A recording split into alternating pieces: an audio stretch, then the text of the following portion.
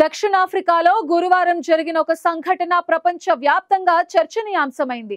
Kenya Nairobi నుంచి వచ్చిన ఒక చార్టర్ విమానం జోహెన్నెస్బర్గ్ ఓఆర్ టెంబో అంతర్జాతీయ విమానాశ్రయంలో ల్యాండ్ అయిన వెంటనే అందులో ఉన్న 150 మందికి పైగా పాలస్తీనియన్లు 12 గంటల పాటు విమానంలోనే నిలిచిపోవాల్సిన పరిస్థితి ఏర్పడింది. వీరిలో 9 నెలల గర్భిణీ మహిళ, చిన్నపిల్లలు, వృద్ధులు, అనారోగ్యంతో ఉన్నవారు కూడా ఉన్నారు. వీరంతా గాజాలో నెలలుగా జరుగుతున్న యుద్ధం, బాంబుల నుండి తప్పించుకుని బతుకు తెరువు కోసం వివిధ దేశాలకు బయలుదేరిన వాళ్లే. ప్రతి ఒక్కరి కళ్లల్లో అలసట, భయం, తెలియని భవిష్యత్తుపై ఆందోళన స్పష్టంగా కనిపించింది.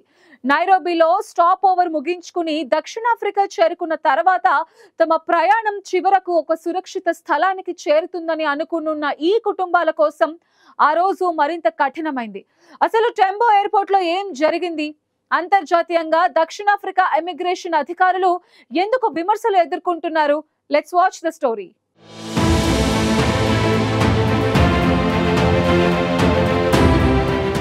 దక్షిణాఫ్రికాలోని టెంబో ఎయిర్పోర్ట్లో 150 మందికి పైగా పాలస్తీనియన్లతో వచ్చిన విమానాన్ని అధికారులు 12 గంటల పాటు గ్రౌండ్ చేశారు. వారి దగ్గర సరైన ట్రావెల్ డాక్యుమెంట్స్ లేని కారణంగా ఇమిగ్రేషన్ అధికారులు వారిని అడ్డుకున్నారు. గాజాలో యుద్ధం నుంచి తప్పించుకుని సురక్షిత ఆశ్రయం కోసం బయలుదేరిన ఆ 150 మందికి దక్షిణాఫ్రికాలో మళ్లీ అంధకారమే కనిపించింది. విమానం ల్యాండ్ అయిన అధికారులు మాత్రం దిగేందుకు అనుమతి ఇవ్వలేదు. ఇజ్రాయెల్ హమాస్ కాల్పుల విరమణ ఒప్పందం చేసుకున్నా అక్కడి ప్రజలకు తమ భవిష్యత్తుపై భద్రత కనిపించలేదు. దీంతో చాలా మంది గాజా నుంచి బయటకు వచ్చేశారు.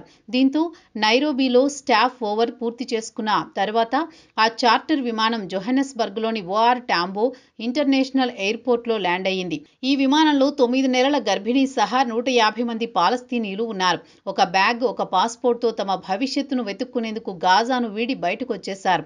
అయితే వారిని దక్షిణాఫ్రికా ఇమిగ్రేషన్ అధికారులు విమానం దిగనివ్వలేదు. పాస్పోర్ట్లలో ఇజ్రాయెల్ నుంచి బయలుదేరినట్టు చూపించే ఎగ్జిట్ స్టాంపులు లేవని అధికారులు తెలిపారు. సాధారణంగా ఇజ్రాయెల్ నుంచి వచ్చే లేదా వెళుతున్న ప్రయాణికులకు ఈ స్టాంపు తప్పనిసరి. కానీ గాజా పరిస్థితుల్లో పాలస్తీనియన్లకు చట్టబద్ధమైన ఎగ్జిట్ పత్రాలు పొందడం చాలా కష్టసాధ్యం. చాలా మంది తాత్కాలిక ట్రావెల్ పత్రాలతోనే బయటకు వచ్చారు. కానీ దక్షిణాఫ్రికా ఇమిగ్రేషన్ చట్టాల ప్రకారం ఎగ్జిట్ రికార్డు లేకుండా వచ్చిన వారికి దేశ ప్రవేశం వెంటనే ఇవ్వడం సులభం కాదు. అంతేకాకుండా ప్రయాణికులు దక్షిణాఫ్రికాలో ఎంతకాలం ఉండబోతున్నారు, ఎక్కడ బస చేస్తారు, ఎవరు అండగా ఉంటారు వంటి వివరాలు కూడా పూర్తిగా లేవని అధికారులు పేర్కొన్నారు. ఈ కారణాలన్నింటితో అధికారులు వారిని విమానం నుంచి దిగనివ్వకుండా స్టాప్ చేశారు.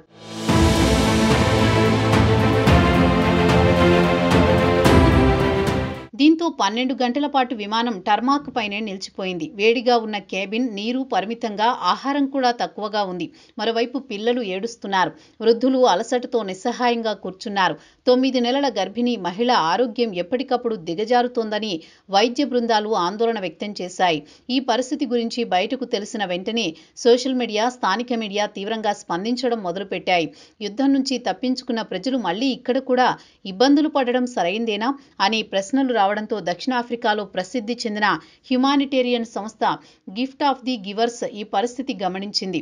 వారి వ్యవస్థాపకుడు ఇంతియాజ్ సులేమాన్ నేరుగా హోం వ్యవహారాల మంత్రిత్వ శాఖను సంప్రదించి ఈ పాలస్తీనా కుటుంబాల బాధను వివరించారు.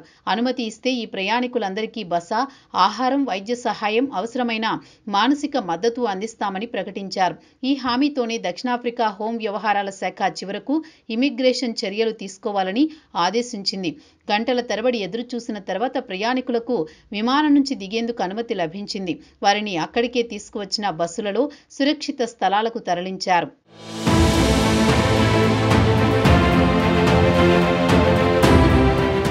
గత 2 వారాల్లో ఇది రెండో ఘటన అని ఇంతియాజ్ వెల్లడించారు. యుద్ధం తీవ్రత పెరుగుతున్న కొద్దీ పాలస్తీనియన్లు ఆఫ్రికా దేశాల్లో ఆశ్రయం కోసం చేరుతున్నారని తెలిపారు.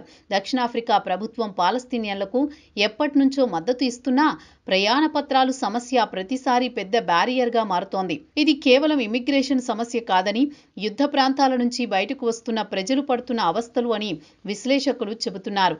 ఈ ఘటన బయటకు రావడంతో దక్షిణాఫ్రికా ప్రభుత్వంపై విమర్శలు వచ్చాయి. చట్టాల కన్నా మానవత్వం మానవత్వం మరింత ముఖ్యమని మానవ హక్కుల సంస్థలు స్పష్టం చేశాయి. దేశ భద్రత, ప్రయాణ నియమావళిని కూడా పట్టించుకోవాల్సిన అవసరం ఉందని ఇమిగ్రేషన్ అధికారులు చెబుతున్నారు. అయితే ఈ ఘటనలో చివరకు మానవతా కోణాన్ని దృష్టిలో పెట్టుకుని వారిని అనుమతించామని తెలిపారు. యుద్ధం నుంచి తప్పించుకుని ప్రాణాలు రక్షించుకోవాలనే ప్రయత్నం చేసే ప్రజలకు పాస్పోర్ట్, స్టాంపులు, చిరునామాలు, ప్రవేశ పత్రాలు వంటి వ్యవస్థల కన్నా మానవత్వం ముందా లేక వ్యవస్థలే ముందా అనే ప్రశ్న ఇప్పుడు కీలకంగా మారింది.